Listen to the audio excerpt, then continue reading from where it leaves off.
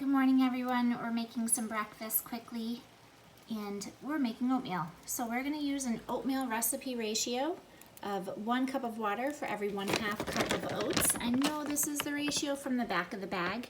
It says bring 1 cup of water and 1/8 of a teaspoon to a boil.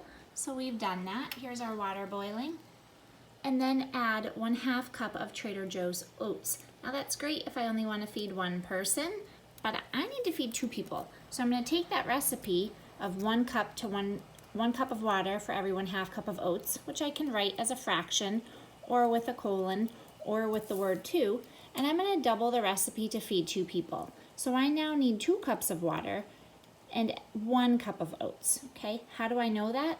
Well, 1 times 2 for 2 people would be 2 cups of water, and 1/2 times 2 would be 1.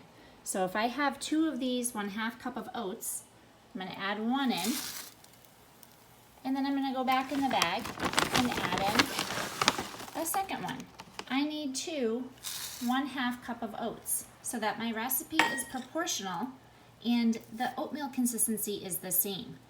I know that because these are equivalent fractions. If I multiply the numerator, the top number, by 2, and also multiply the denominator, or the bottom number, by 2, I'm going to have an equivalent fraction, which means my recipe will be proportional and my food will have the same consistency. And that is what you need to do with a recipe when you are doubling it or tripling it, or maybe you have a really big recipe and you want to cut it in half.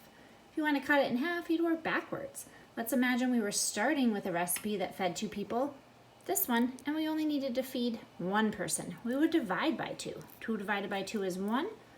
1 divided by 2 is 1/2.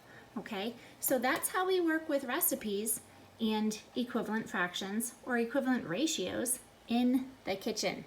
Hope you guys like oatmeal too. It's really good for you. Have a great day.